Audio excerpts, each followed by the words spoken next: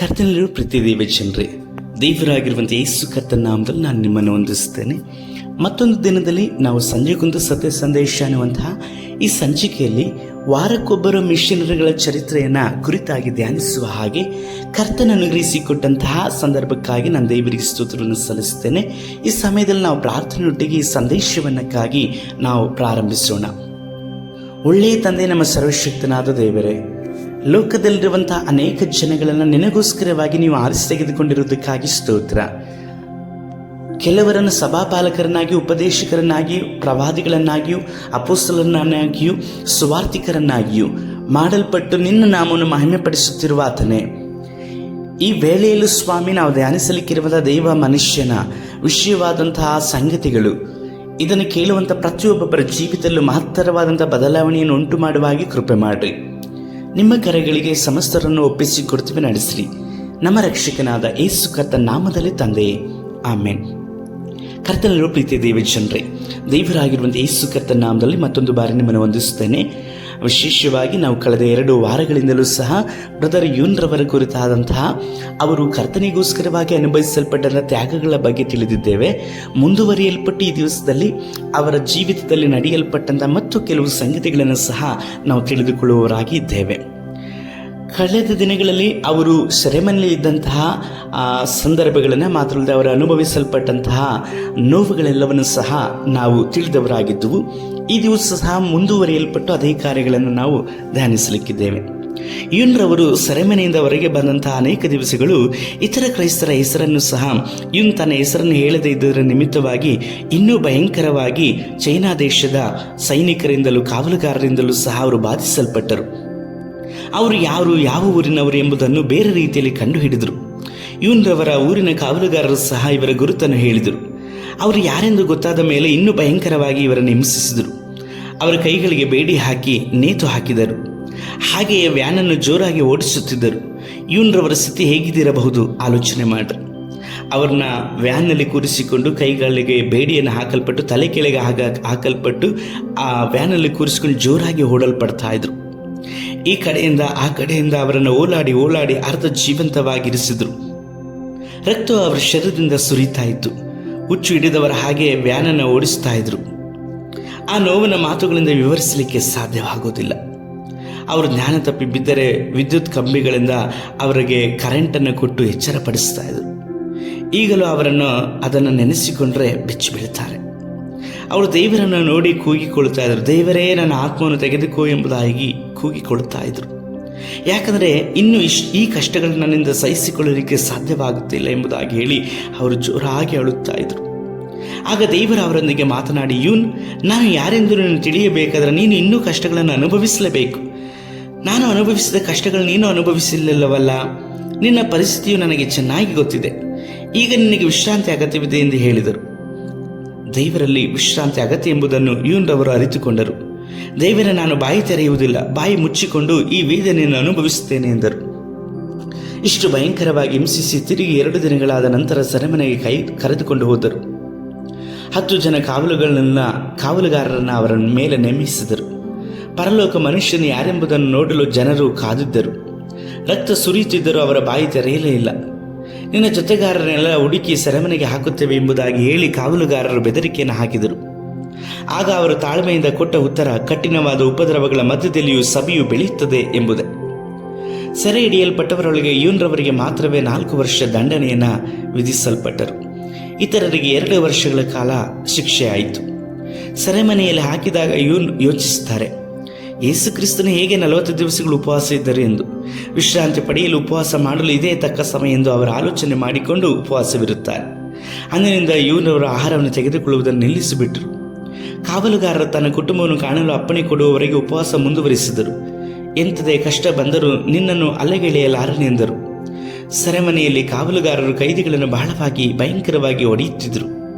ಒಬ್ಬರಿಗೊಬ್ಬರು ಹೊಡೆದು ಕಾಡಿಕೊಳ್ಳುವ ಹಾಗೆ ಜಗಳ ಹಚ್ಚುತ್ತಿದ್ದರು. ಯೂನ್ರವರನ್ನಂತೂ ಬಾಯಿಯಲ್ಲಿ ರಕ್ತ ಬರುವವರೆಗೆ ಹೊಡೆಯುತ್ತಿದ್ದರು. ಅವರ ಮುಖಗಳು ಗುರುತು ಸಿಕ್ಕದ ಹಾಗೆ ಊದಿಕೊಂಡಿದ್ದವು. ಆಗ ಅವರಿಗೆ ಒಂದು ವಾಕ್ಯವು ನೆನಪಿಗೆ ಬಂದು ಬಿಟ್ಟಿತು. ಬಿಡಿರಿ, ನಾನೇ ದೇವರು, ಲೋಕದ ಸಮಸ್ತ ಜನಗಳಿಗೂ ಲೋಕಾಧಿಪತಿಯು ನಾನೇ ಎಂಬುದಾದಂಥ ಕೀರ್ತನೆ 46 10-11 ವಚನಗಳು ಅವರು ಉತ್ಸಾಹದಿಂದ ಬಾಯಿಪಾಠ ಮಾಡಿ ಕರ್ತನನ್ನು ಮಹಿಮೆಪಡಿಸಿದರು, ಹೊಸ ಬಲವನ್ನು ಹೊಂದಿಕೊಂಡರು. ಇವನರವರು 40 ದಿನಗಳ ದಾಟಿ ಉಪವಾಸವನ್ನು ಮಾಡುತ್ತಿದ್ದರು. ಅವರು ಉಪವಾಸ ಮಾಡುತ್ತಿದ್ದರೂ ಸಹ ಮೈಯಲ್ಲೆಲ್ಲ ಗಾಯವು ರಕ್ತ ಸುರಿತಾ ಇತ್ತು.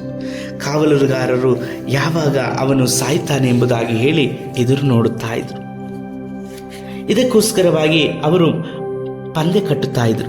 ಇವನು ಈಗ ಸಾಯ್ತಾನೆ, ಆಗ ಸಾಯ್ತಾನೆ ಎಂಬುದಾಗಿ ಹೇಳಿ ಅವರು ಪಂದ್ಯವನ್ನು ಕಟ್ಟುತ್ತಾ ಇದ್ರು.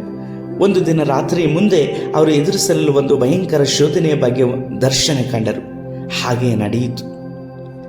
ಕಾವಲುಗಾರರು ಅವರಿದ್ದ ಕೋಣೆಯಿಂದ ಅವರನ್ನು ತೆಗೆದುಕೊಂಡು ಹೋದರು. ಅವರಿಗೆ ಪ್ರಶ್ನೆಗಳನ್ನು ಕೇಳಲಿಕ್ಕೆ ಪ್ರಾರಂಭಿಸಿದರು. ಇವನರವರು ಕಣ್ಣುಗಳನ್ನು ಮುಚ್ಚಿ ಯಾವತ್ತೂ ಅವರನ್ನು ಕೊಡಲಿಲ್ಲ. ಇದು ವಿಚಾರಣೆ ಮಾಡುತ್ತಿದ್ದ ಅಧಿಕಾರಿಗಳಿಗೆ ಬಹಳ ಕೋಪವನ್ನು ಉಂಟು ಮಾಡಿತು. ಕಬ್ಬಿಣದ ರಾಡುಗಳಿಂದ ವಿದ್ಯುತ್ತನ್ನು ಹರಿಸಲು ಸಿದ್ಧರಾದರು. ನಿನ್ನನ್ನು ಒಡೆದು ಕೊಂದು ಹಾಕಿಬಿಡುತ್ತೇವೆ ಎಂಬುದಾಗಿ ಬೆದರಿಕೆಯನ್ನು ಹಾಕಿದರು. ನೀನು ಸಭೆಗೆ, ಸರ್ಕಾರಕ್ಕೆ ವಿರೋಧವಾಗಿ ಕಾರ್ಯವನ್ನು ಮಾಡ್ತಾ ಇದೀಯ. ಆದರೂ ನಾನು ನಿಮಗೆ ಒಂದು ಅವಕಾಶವನ್ನು ಕೊಡುತ್ತೇನೆ. ನೀನು ಈ ಸಭೆಗೆ ಸೇರುವುದಾಗಿ ಮಾತು ಕೊಟ್ಟರೆ ನೀನು ತಪ್ಪಿಸಿಕೊಳ್ಳುವಿ ಎಂದರು. ಇವನು ಅವರ ಮಾತನ್ನು ಕೇಳಿಸಿಕೊಳ್ಳಲಿಲ್ಲ, ಲೆಕ್ಕಕ್ಕೆ ತೆಗೆದುಕೊಳ್ಳಲೂ ಸಹ ಇಲ್ಲ. ಆದರೆ ತನ್ನ ಹೃದಯದಲ್ಲಿ ಈ ಪರಿಸ್ಥಿತಿಗಾಗಿ ದೇವರ ಸಂರಕ್ಷಣೆಗಾಗಿ ಬೇಡಿಕೊಂಡರು. ವಿಚಾರಣೆ ಅಧಿಕಾರಿಗಳು ಸೆರೆಮನೆಗೆ ವೈದ್ಯರನ್ನು ಬರಮಾಡಿದರು. ಅವರು ನೀನು ಮಾತನಾಡುವುದಿಲ್ಲವೇ, ನೀನನ್ನು ಮಾತನಾಡಿಸುವನು ಎಂದು ಹೇಳಿ ಗದರಿಸಿದರು. ಕೈದಿಗಳಿಂದ ಸತ್ಯವನ್ನು ಹೇಳಿಸಲು ಅವರು ಇಂಜೆಕ್ಷನ್ಗಳನ್ನು ಕೊಡುತ್ತಾ ಇದ್ರು. ಹಾಗೆ ಇವರು ಸಹ 4 ಕಾವಲುಗಾರರನ್ನು ತೆಗೆದುಕೊಂಡು ಬಂದು ಇವನರವರನ್ನು ಹಿಡಿದುಕೊಳ್ಳಲಿಕ್ಕೆ ಹೇಳಿದರು. ಉಗುರಿಗೆ ಇನ್ನೊಂದು ಸೂಜಿ 3ನೇ ಬೆರಳಿಗೆ ಚುಚ್ಚುವಾಗ ಇವನು ಜ್ಞಾನ ತಪ್ಪಿ ಬಿದ್ದು ಬಿಟ್ಟರು. ಇತರ ಸೆರೆವಾಸಿಗಳು ಎಷ್ಟೇ ಕಠಿಣ ಹೃದಯವುಳ್ಳವರಾಗಿದ್ದಾಗಿಯೂ ಇವರ ಪರಿಸ್ಥಿತಿಯನ್ನು ನೋಡಿ ಅನುತಾಪದಿಂದ ಅಳಲಿಕ್ಕೆ ಪ್ರಾರಂಭಿಸಿದರು. ಇವನರವರು ಸೆರೆಮನೆಗೆ ಕರೆದುಕೊಂಡು ಹೋಗಲು ಒಬ್ಬ ಕೈದಿಯನ್ನು ನೇಮಕ ಮಾಡಿದರು. ಪ್ರತಿ ಸಾರಿಯೂ ಅವರನ್ನು ಹೊತ್ತುಕೊಂಡು ಚಿತ್ರವಧೆ ಮಾಡುವ ಕೋಣೆಗೆ ತೆಗೆದುಕೊಂಡು ಬರುತ್ತಾ ಇದ್ರು. ಏಕೆಂದರೆ ಅವರು ಕೊಟ್ಟ ಹಿಂಸೆಯಿಂದ ಇವನರವರಿಗೆ ನಡೆಯಲು ಆಗುತ್ತಾ ಇರಲಿಲ್ಲ. ಹೊತ್ತುಕೊಂಡು ಬರುತ್ತಿದ್ದ ಆ ವ್ಯಕ್ತಿ ಇವರ ಪರಿತಾಪಕರ ಪರಿಸ್ಥಿತಿಗಾಗಿ ಅಳುತ್ತಾ ಇದ್ದರು. ಗಾಯಗಳ ದೆಸೆಯಿಂದ ಅವರ ಮುಖ ಕಪ್ಪಾಗಿತ್ತು.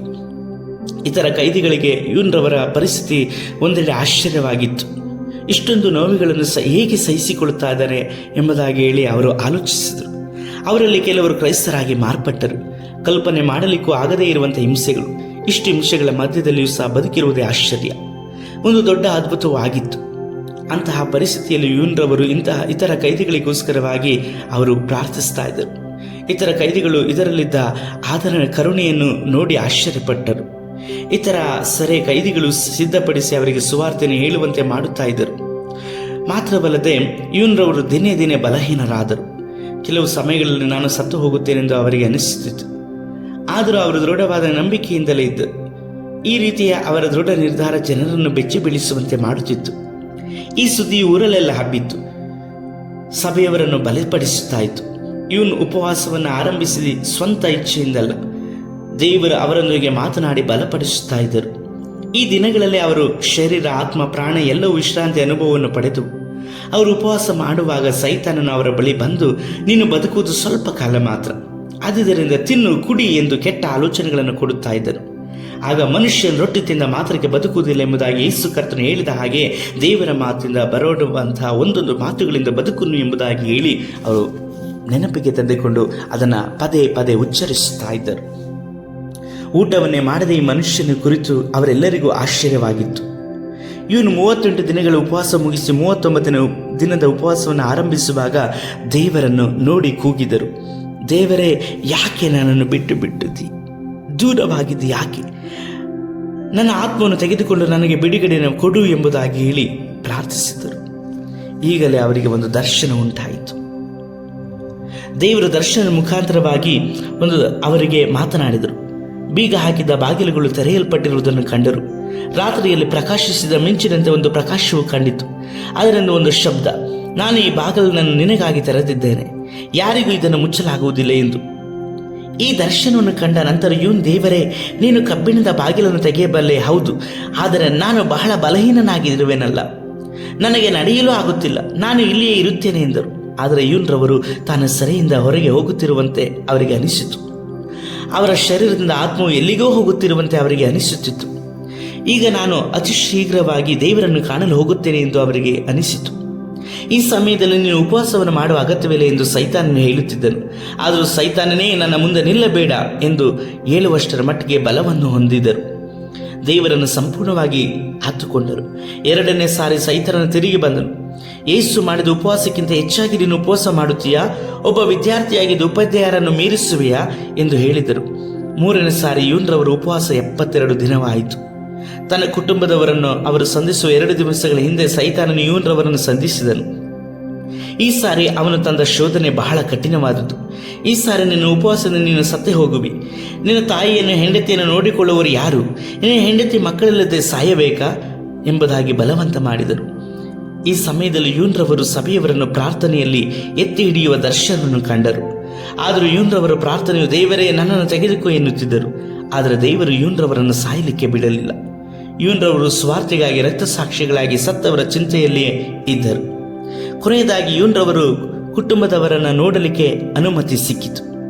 ಅವರು ಬಹಳ ಬಲಹೀನರಾಗಿದ್ದರು. ಅವರನ್ನು ಎತ್ತಿಕೊಂಡು ಬರಬೇಕಾಗಿತ್ತು. ಅವರು ನೋಡಿದ ಅವರ ಪತ್ನಿಯು ಸಹೋದರಿಯು ಇವರು ನನ್ನ ಗಂಡನಲ್ಲವೆಂದು, ಇವರು ನನ್ನ ಸಹೋದರನಲ್ಲವೆಂದು ಹೇಳಲಿಕ್ಕೆ ಆರಂಭಿಸಿದರು.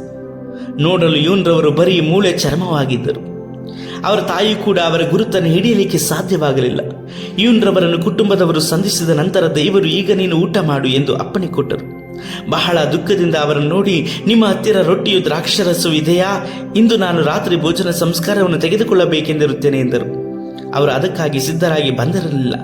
ಏನೇ ಆಗಲಿ ಅವರ ಸಹೋದರಿ ಓಡಿ ಹೋಗಿ ರೊಟ್ಟಿಯನ್ನು ದ್ರಾಕ್ಷರಸವನ್ನು ತಂದು ಕೊಟ್ಟರು. ಆದುದರಿಂದ ಉಪವಾಸದ ನಂತರ ಕ್ರಿಸ್ತನ ಶ್ರಮೆಯನ್ನು ನೆನೆಸಿ ರೊಟ್ಟಿಯನ್ನು ದ್ರಾಕ್ಷರಸವನ್ನು ತೆಗೆದುಕೊಂಡರು. ಇವು ನಿಶ್ಚಯವಾಗಿ ಬದುಕು ಉಳಿಯುವುದು ಕಷ್ಟ ಎಂಬುದಾದಂತಹ ನಂಬಿಕೆ ಅವರಲ್ಲಿ ಇತ್ತು. ಆದರೆ ನಿಜವಾಗಿ ಯೂನ್ರವರಿಗೆ ನಂಬಿಕೆ ಇತ್ತು. ನಾನು ಬದುಕುತ್ತೇನೆ, ಮಾತ್ರವಲ್ಲದೆ ಸಭೆ ಬೆಳೆಯುವಂಥದ್ದು ನೋಡುತ್ತೇನೆ ಎಂಬುದಾಗಿ ಹೇಳಿ ಅವರು ನಂಬಿದ್ರು. ಯಾಕಂದರೆ ಅವರಿಗೆ ದರ್ಶನವಾಯಿತು. ಅಂದಿನಿಂದ ಯೂನ್ರವರು ಸ್ವಲ್ಪವಾಗಿ ಚೇತರಿಸಿಕೊಂಡರು. ಇದಾದ ನಂತರ ಕೆಲವು ತಿಂಗಳುಗಳು ಅವರು ಕಳೆದರು. 1984 ಒಂದು ದಿನ ಯೂನ್ರವರ ಪತ್ನಿಯು ಮನೆಯಲ್ಲಿ ತಯಾರಿಸಿದ ಒಂದು ರೊಟ್ಟಿಯನ್ನು ತಂದಿದ್ದರು. ಆ ರೊಟ್ಟಿಯೊಳಗೆ ಒಂದು ವಿಶೇಷವಾದ ಸತ್ಯವೇದವಿತ್ತು. ಸೆರೆಮನೆ ಅಧಿಕಾರಿಗಳು ಅದನ್ನು ಪರೀಕ್ಷಿಸಿದರೂ ಅದರೊಳಗೆ ಇದ್ದ ಸತ್ಯವೇದವನ್ನು ಅವರು ಕಾಣಿಸಲಿಕ್ಕೆ ಸಾಧ್ಯವಾಗಲಿಲ್ಲ. ಆದ್ದರಿಂದ ಅದನ್ನು ತೆಗೆದುಕೊಂಡು ಬಂದು ಯೂನ್ರವರಿಗೆ ಕೊಟ್ಟರು. ಸೆರೆಮನೆಯಲ್ಲಿ ಅದನ್ನು ಬಚ್ಚಿಡಲು ಆಗುವುದಿಲ್ಲ. ಬೆಳಗಿನ ಜಾವ 5 ಗಂಟೆಗೆ ಸೆರೆಮನೆಯ ಲೈಟ್ಗಳನ್ನು ಹಾಕುತ್ತಾ ಇದ್ದರು. ಸೆರೆಮನೆಯ ಕಾವಲುಗಾರರು ಬರುವ ಮೊದಲು ಓದಿ ಅದನ್ನು ಮುಚ್ಚಿಡುತ್ತಿದ್ದರು. ದೇವರ ಮಾತುಗಳನ್ನು ಕೇಳುವ ಸಮಯವೂ ಅದು ಬಹಳ ಅಮೂಲ್ಯವಾದದ್ದು. ಅದನ್ನು ಬಾಯಿಪಾಠ ಮಾಡಿದರು. 1987ರವರೆಗೂ ಅದನ್ನು ಅವರ ಬಳಿಯಲ್ಲಿ ಇಟ್ಟುಕೊಂಡಿದ್ದರು. ದಿಢೀರೆಂದು ಒಂದು ದಿನ ಕಾವಲುಗಾರರು ಅವರ ವಸ್ತುಗಳನ್ನು ಶೋಧಿಸಿದಾಗ ಸತ್ಯವೇದ ಸಿಕ್ಕಿತು. ಅವನು ಅದನ್ನು ತೆಗೆದುಕೊಂಡು ಹೊರಟು ಹೋದನು. ಚೀನಾ ದೇಶದಲ್ಲಿ ಕ್ರೈಸ್ತರು ಕ್ರಿಸ್ಮಸ್ ಆಚರಿಸುವುದೆಂದರೆ ಬಹಳ ಕಠಿಣವಾದಂತಹ ಸಮಯವದು. ಸೆರೆಮನೆಯ ಹೊರಗೆ ಯಾವ ಸಂಪರ್ಕವೂ ಇಟ್ಟುಕೊಳ್ಳದೆ ಹಾಗಿಲ್ಲ. ಸೆರೆಮನೆಯಲ್ಲಿ ಒಂದು ದಿನ ಸಭೆಯ ಜನರನ್ನು ಸಂಧಿಸಲು ಬಯಸಿದರು. ಆದರೆ ಅನುಮತಿ ದೊರೆಯಲಿಲ್ಲ. ಆದರೆ ಅದೇ ದಿನ ಕಠಿಣವಾದ ಕೆಲಸಕ್ಕೆ ಕಳುಹಿಸಿದರು. ಅದು ಶರೀರಕ್ಕೆ ಬಹಳ ಆಯಾಸವಾಗುವಂಥ ಕೆಲಸವಾಗಿತ್ತು. 1984ರಲ್ಲಿ ಯೂನ್ರವರನ್ನು ನೋಡಲು ಅವರ ಆಪ್ತ ಸ್ನೇಹಿತರು ಬಂದರು. ಆದರೆ ಸೆರೆಮನೆಯ ಕಾವಲುಗಾರರು ಅವರನ್ನು ಕೆಟ್ಟ ಶಬ್ದಗಳಿಂದ ಬೈದು ಅವರನ್ನು ಓಡಿಸಿಬಿಟ್ಟರು.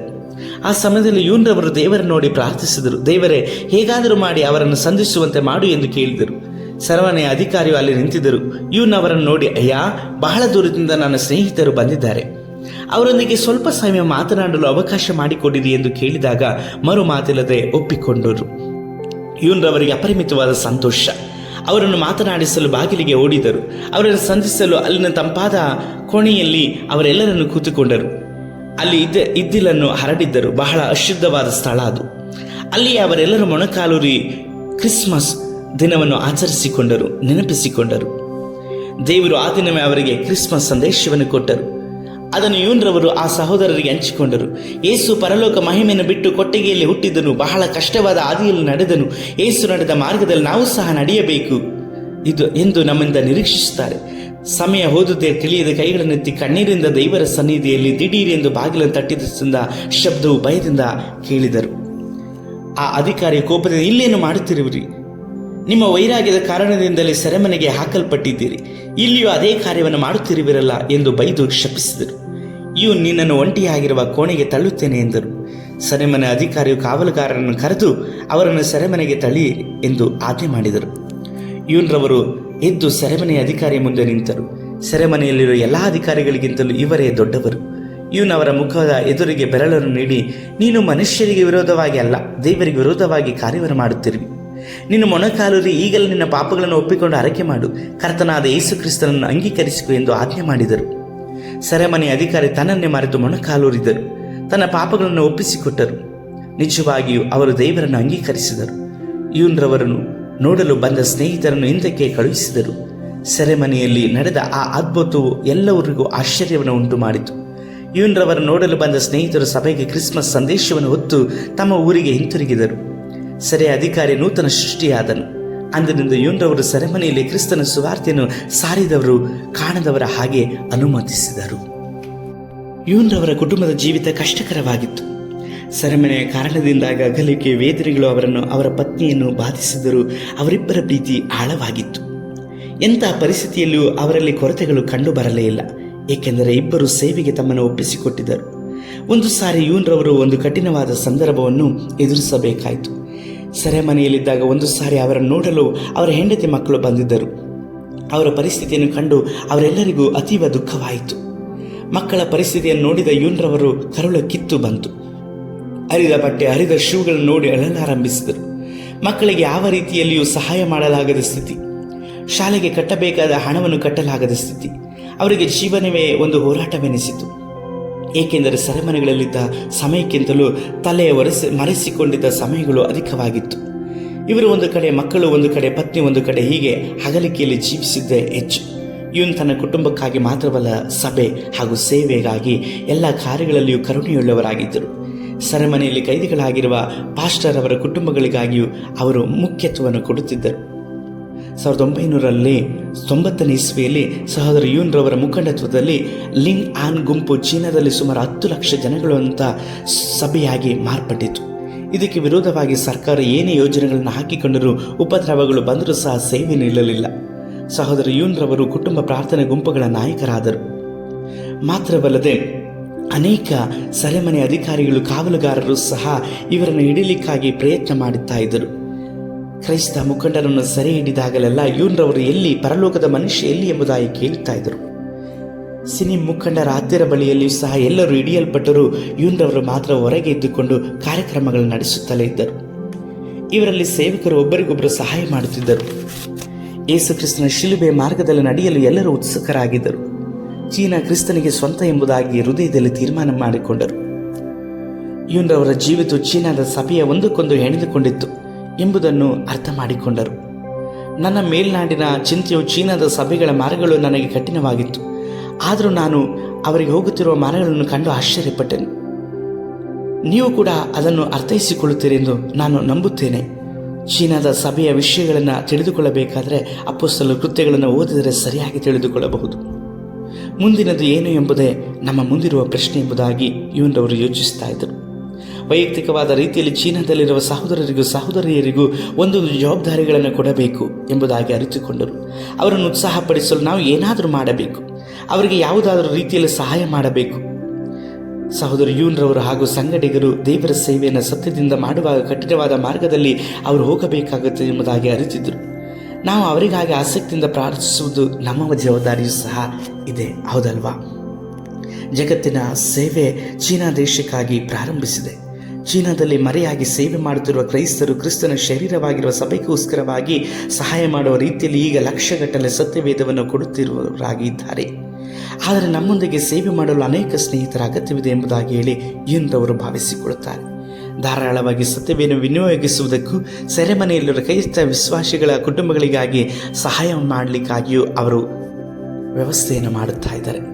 ಚೀನಾದಲ್ಲಿ ತಲೆಮರೆಸಿಕೊಂಡಿರುವ ಸೇವೆ ಮಾಡುತ್ತಿರುವಂತಹ ಸಭೆಗಳ ಮುಖಂಡರಿಗೋಸ್ಕರವಾಗಿ ಪ್ರಾರ್ಥಿಸುವಂಥ ಭಾರ ನಮ್ಮ ಮೇಲೂ ಇದೆ. ಕಷ್ಟದಿಂದಲೂ ಶ್ರಮೆಗಳಿಂದಲೂ ಸೇವೆ ಮಾಡುತ್ತಿರುವ ಅವರಿಗಾಗಿ ನಾವು ಪಡುವ ಪ್ರಯಾಸ ಹಾಗೂ ಪ್ರಯತ್ನಗಳ ಮೇಲೆಯೂ ಅವರಿಗೆ ಪೂರ್ಣವಾದ ನಂಬಿಕೆ ಬರಬೇಕು. ಚೀನಾದಲ್ಲಿರುವ ಕುಟುಂಬ ಪ್ರಾರ್ಥನೆ ಗುಂಪುಗಳ ಪ್ರಾರ್ಥನೆಯೂ ಸಹ ಹೇರಾಳವಾಗಿ ಬೆಳೆಯುವ ಹಾಗೆ ನಾವು ದೇವರಿಗೆ ಕೃತಜ್ಞತಾ ಸ್ತುತಿಗಳನ್ನು ಸಮರ್ಪಿಸುವ, ಪ್ರಾರ್ಥಿಸುವ ಹಂಗು ಭಾರ ನಮ್ಮ ಮೇಲಿದೆ. ಪರಲೋಕದ ಮನುಷ್ಯರೊಂದಿಗೂ ಚೀನಾದಲ್ಲಿರುವ ಸಭೆಗಳೊಂದಿಗೂ ನಾವು ಕಾರ್ಯಕ್ರಮಗಳನ್ನು ನಡೆಸುವಾಗ ನೀವು ಕೂಡ ನಮಗೆ ಸಹಕಾರ ಕೊಡಬೇಕೆಂದು ನಿಮ್ಮನ್ನು ಕೇಳಿಕೊಳ್ಳುತ್ತೇವೆ ಎಂಬುದಾಗಿ ಹೇಳಿ ಅವರು ಹೇಳುತ್ತಾರೆ.